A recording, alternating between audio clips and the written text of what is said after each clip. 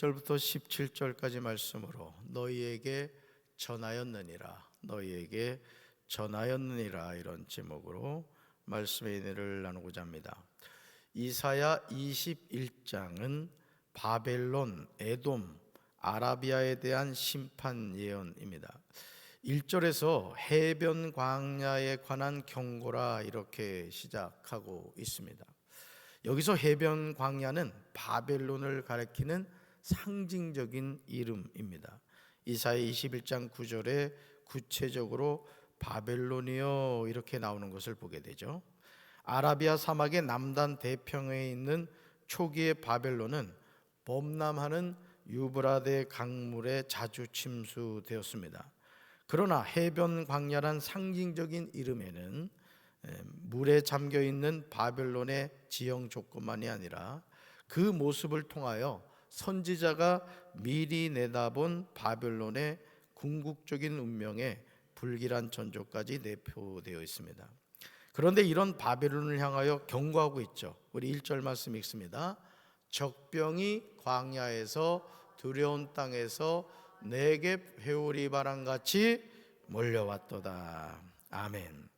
이것은 바벨론에 임할 재난은 광대한 아라비아 사막에서 급속도로 불어오는 태풍에 비유되고 있습니다. 이사야 21장 2절을 주목해서 보시면 1절에서 광야에서 두려운 땅에서 내게 회오리 바람같이 몰려왔다고 예언된 적병이 누구인지 구체적으로 나옵니다. 사랑하는 성도 여러분, 하나님이 선지자 이사야를 통하여 예언하신 말씀이 정말 놀랍지 않습니까? 아직 일어나지 않은 일에 대해서 어떻게 이토록 정확하게 예언하실 수 있겠습니까? 그 이유는 하나님이 이 세상 모든 역사의 주관자시기 때문이에요. 그래서 우리가 이 예언서 말씀을 이렇게 살펴보면서 깨달아야 될 것이 뭐냐? 하나님이 역사를 주관하시는구나. 하나님은 아직 오지 않은 미래 일에 대해서도 정확하게 예언하셨고, 오늘 우리는 그 역사의 장면을 지나간 역사로 볼 수 있구나. 이걸 깨달아야 되는 거예요. 아멘. 그리고 앞으로 나의 삶도 모든 것을 아시는 하나님께서 이끌어 주시는구나. 이걸 우리가 깨달아야 한다라는 것이죠. 해변에 관한 경고라고 하시면서 바벨론의 적병이 누구인가를 말씀하시죠. 우리 2절 말씀 같이 읽습니다. 2절 말씀. 혹독한 묵시가 내게 보였도다. 속이는 자는 속이고 약탈하는 자는 약탈하도다. 엘람이여 올라가고 메대여 에워싸라. 그의 모든 탄식을 내가 그치게 하였노라 하시도다. 아멘. 이사야는 자신이 혹독한 묵시가 내게 보였도다 이렇게 말합니다. 선지자가 본 묵시는 내용 자체가 견딜 수 없이 너무 무거운 것을 보게 됩니다. 여기서 속이는 자는 속이고 약탈하는 자는 약탈한다는 내용은 바벨론 군주들에 대한 묘사임을 알게 됩니다. 그러므로 선지자 이사야는 바벨론이 왜 멸망해야 했는지 그 이유를 구체적으로 제시하고 있어요. 그래서 성경을 읽어보면 망하는 민족, 망하는 개인이 왜 망하게 되는가를 우리에게 알려주고 있다는 거죠. 그러므로 이런 바벨론을 하나님은 심판하십니다. 하나님은 바벨론에 대한 공격 명령을 하십니다. 그리고 하나님이 심판의 도구로 사용하신 나라가 엘람이여 올라가고 메대여 에워싸라고 하십니다. 엘람은 현재 이란 남부에 해당하며 바사 제국에 해당합니다. 그러니까 여러분, 하나님이 어떤 민족을 나라를 심판하실 때 그 심판의 도구로 쓰는 나라가 있다는 것이죠. 그런데 오늘 바벨론을 심판하기 위해서 누구와 누구를 쓰셨죠? 엘람과 메대를 쓰셨다는 거예요. 물론 이 당시 엘람과 메대는 그 하나님의 역사심에 쓰임받는다는 것을 몰랐을 거예요. 오늘도 우리 삶도 마찬가지예요. 그래서 우리가 경거망동하지 말아야 되는 것은 내가 하나님의 도구로 쓰임받았다고 해서 교만할 이유가 없고요. 또 하나님이 나에게 어떤 주신 사명을 감당할 때 내가 생각할 때는 이게 감당할 수 없단 말이죠. 그러나 하나님이 그 일을 감당할 수 있도록 세워주셨다는 것을 믿으시기 바라요. 아멘이십니까? 그래서 하나님의 일은 감당치 못할 사람이 없어요. 단 중요한 것, 하나님이 나를 불러주셨다, 하나님이 나에게 사명을 주셨다, 이 믿음의 고백을 가지고 우리 누굴 바라봐야 돼요? 하나님을 바라봐야 돼요. 할렐루야. 사실요, 바사는 그때까지도 알려지지 않았습니다. 바사와 국경을 접하고 있던 엘람은 후에 바사의 합병이 되었습니다. 바사와 메대는 고레스 왕의 주도로 바벨론을 정복합니다. 메대는 아리안족의 후손으로서 소금 사막과 페르시아, 그리고 메소포타미아 저지대 사이에 있는 이란 북서부의 고원 지방에 거주하였고요, 아수르의 시달림을 받았습니다. 선지자 이사야 당대에 엘람과 메대가 바벨론 연합군이었음을 생각한다면 이사야의 묵시가 얼마나 시대를 앞서 있는지 알 수 있다는 거예요. 시대를 앞서가는 이러한 해안은 하나님의 초자연적인 영감으로부터 주어진 것이 틀림없다는 것이죠. 하나님은 역사의 모든 내용을 다 알고 계신 줄로 믿습니다. 그러므로 하나님은 역사의 뭐가 되신다? 주관자가 되신다는 거예요. 그래서 우리가 이 하나님의 말씀을 읽고 묵상할 때 우리는 앞으로 하나님의 일하실 일들을 볼 수 있게 되는 거예요. 아멘이십니까? 바벨론에 관한 혹독한 묵시는 선지자 이사야에게 두 가지 신체적인 반응을 가져왔어요. 여러분 3절 보실까요? 오늘 읽은 말씀 3절 보세요. 이러므로 나의 요통이 뭐하고? 심하였고. 4절로 가볼까요?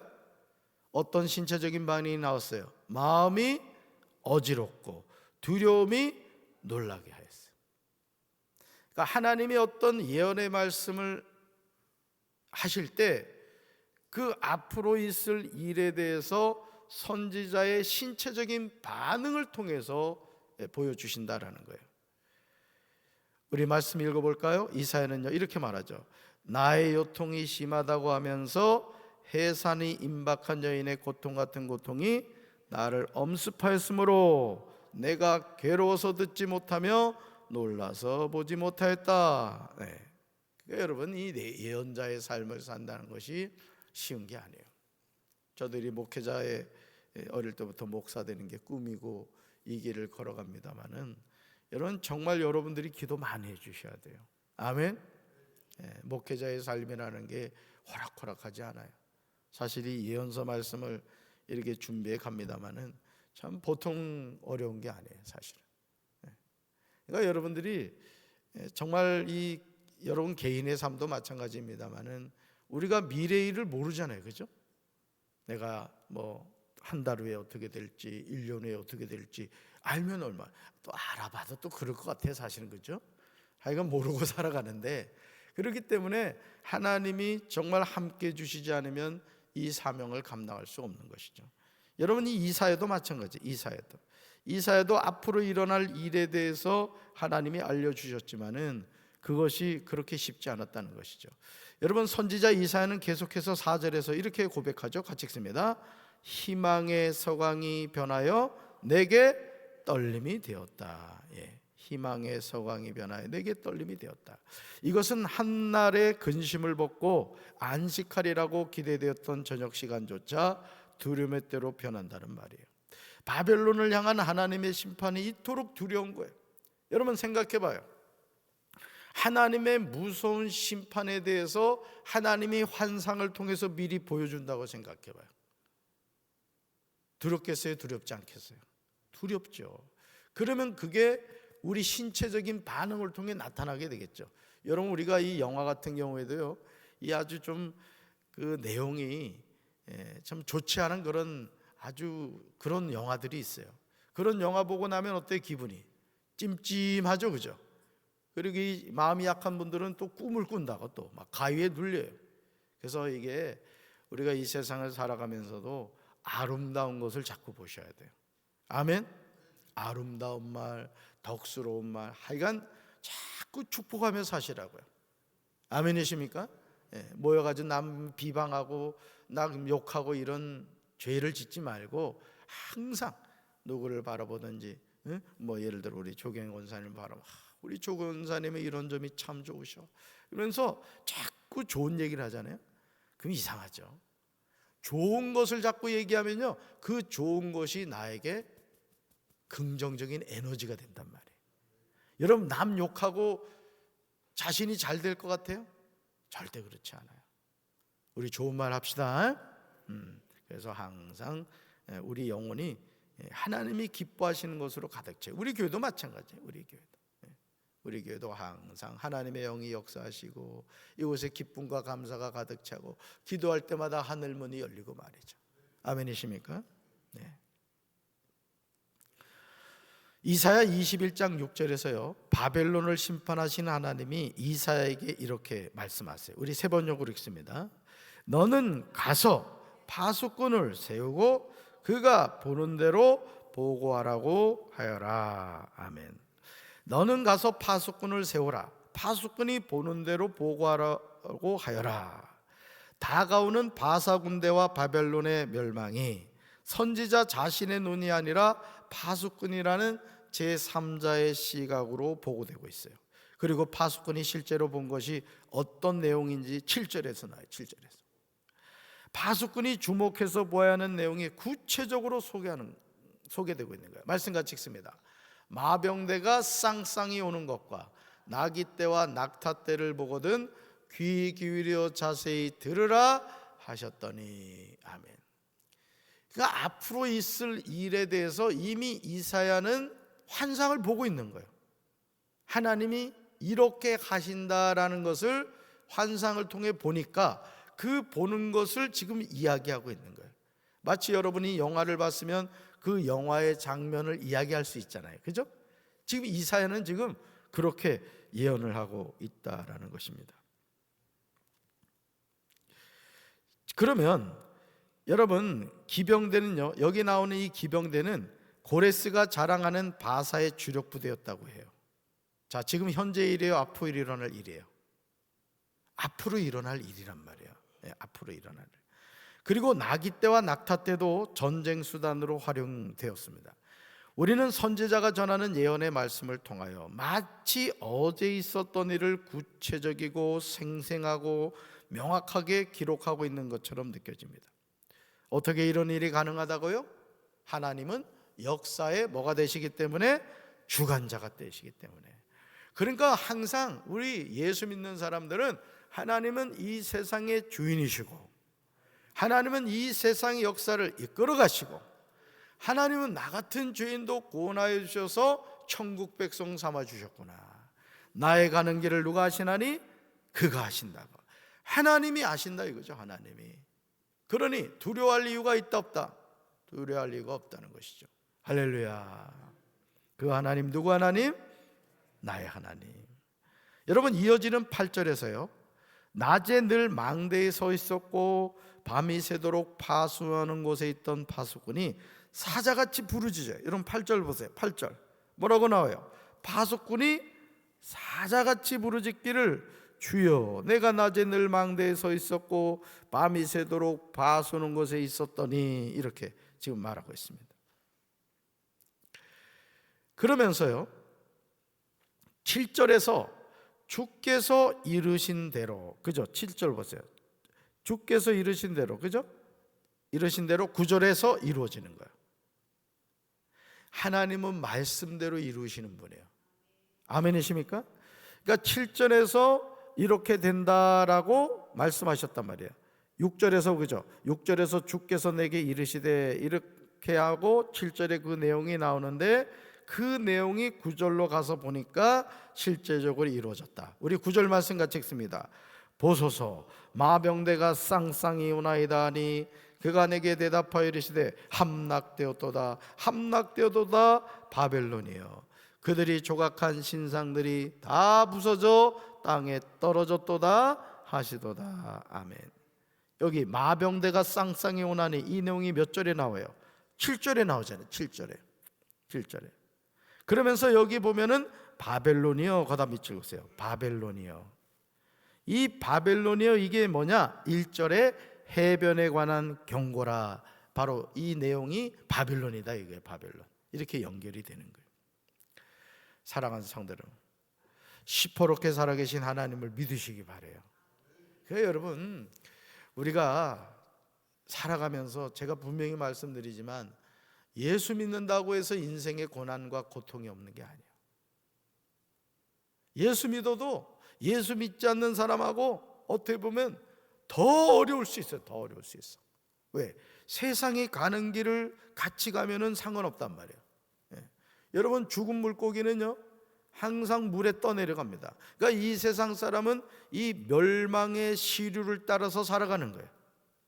근데 예수 믿는 사람은 이 세상의 시류를 거슬러 올라간다. 마치 연어처럼 물을 거슬러 올라가려니까 어려워요.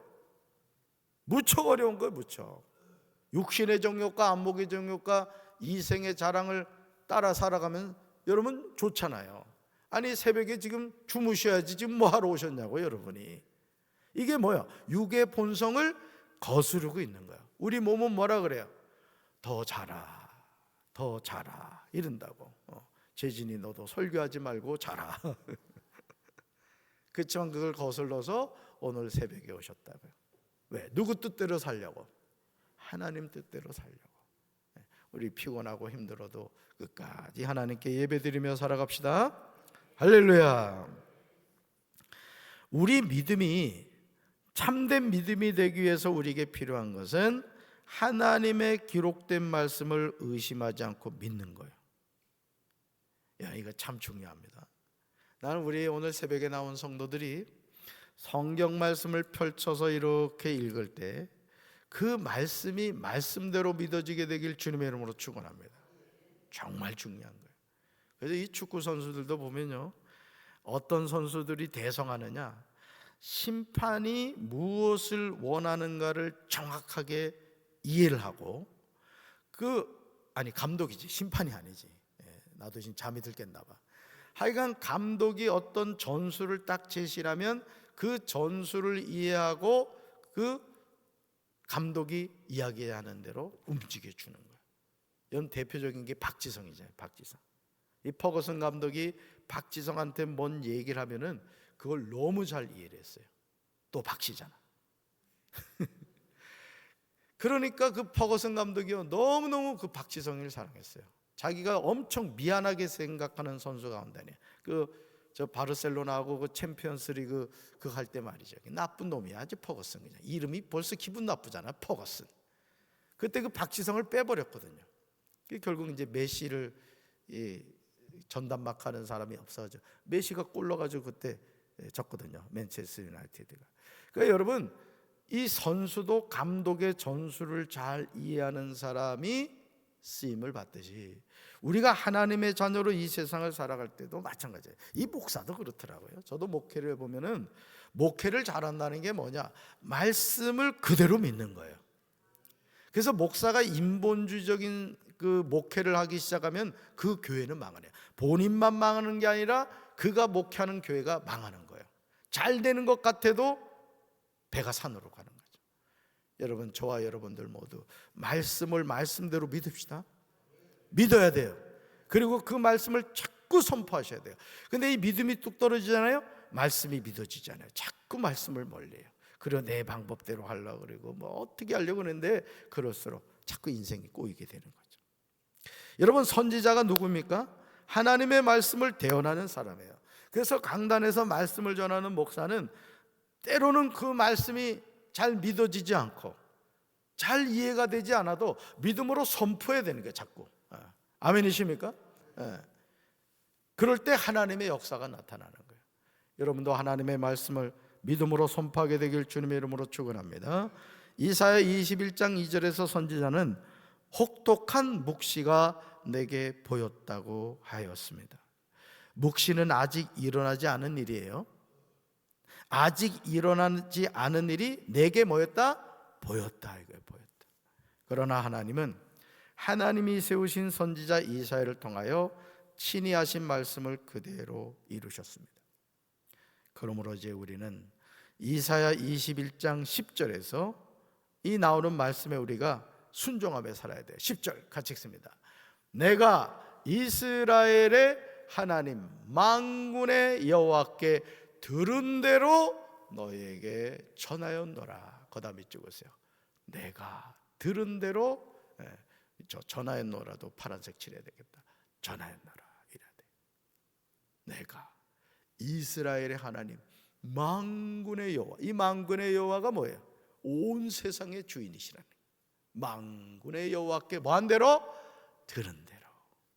그러니까 담임 목사는 누구 음성을 자꾸 들어야 돼요? 하나님의 음성을 들어야 되고 하나님의 말씀을 들어야 되는 거예요. 말씀을. 성도는요, 하나님의 말씀을 들어야 되고 담임 목사의 목회적 지도 방침을 잘 들어야 돼요. 이 교회에서도요, 항상 이 제가 목회를 하면서 깨닫는 게 뭐냐면, 이 열심을 내긴 내는데 이 열심이 자꾸 목회적 방향에서 벗어나는 사람들이 있어. 그러면 안 돼요. 우리 장로님들, 우리 권사님들, 집사님들, 우리 성도님들 잘 들으셔야 돼. 교회는 내 열심으로 하는 게 아니야. 하나님이 어쨌든 담임 목사를 세우고 우리 교육자들을 세웠으면, 예를 들어 교육자가 이제 신빙이야. 신학교 이제 뭐 다니다가 말이죠, 왔어. 보니까 이게 손주뻘이야, 손자뻘이야 이게. 자식 같아. 그런다고 그 교육자의 권위를 무시하고 말이죠, 하대하고 그러면 안 된다고. 내가 늘 말씀드리지만 우리 교육자들 거다 님자를 꼭 붙이라고. 전도사님, 목사님 이르라고. 대화를 나눌 때도요, 대화를 나눌 때도 이래 보면은 뭐 아무개 목사, 또 아무개 전도사 그러지 마세요. 하나님이 세우신 종이잖아요. 아멘이십니까? 정말 봐도 시원찮아 보여도 항상 존중하라고. 그게 나는 우리 교육자들한테도 내가 늘 얘기하는 게 그거예요. 성도님들 하루에 몇 번을 보더라도 인사를 해라. 사실 부모님 같은 분들이고 또 너무너무 존귀한 분들이잖아요. 교육자들은 성도들 바라보면 인사하면서 존중해 드리고, 우리 성도님들은 또 교육자 보면 말이죠, 목사님, 전도사님 얼마나 이뻐요, 얼마나 이뻐. 그려 안 그려? 그려? 그러셔야 된다고요. 그게 서로 사람이 존중해주면요, 서로 세워져 가는 거예요. 아멘이십니까? 내가 이스라엘의 하나님 만군의 여호와께 말한 대로 들은 대로 너에게 전하였노라. 여기서는 담임 목사도 하나님의 말씀을 들은 대로 전하길 원합니다. 우리 성도 여러분들도 하나님의 말씀 들은 대로 전하시면 되는 거예요. 나머지는 누가 책임지신다? 하나님이 책임지신다. 오늘도 이 하나님 말씀 들은 대로 전하며 살아갑시다. 할렐루야. 가슴에 손 얹읍시다. 사랑의 주님, 선지자 예사야는 혹독한 묵시를 보았습니다. 앞으로 일어날 일에 대한 것을 듣고 요통이 심하였고 말할 수 없는 두려움에 사로잡혔습니다. 우리가 하나님의 말씀을 듣고 본다는 것은 너무너무 두렵고 떨리는 일입니다. 그러나 주님, 우리는 하나님의 자녀이기에 하나님의 말씀을 들은 대로 전하며 살아야 될 줄로 믿습니다. 말씀을 더하지도 말고 말씀을 빼지도 말고 항상 하나님을 두려운 줄 알고 말씀대로 들은 대로 절하는 우리 목회자들이 되게 하시고, 들은 대로 순종하는 우리 성도들이 되게 하여 주시옵소서. 예수님 이름으로 간절히 기도합니다. 아멘.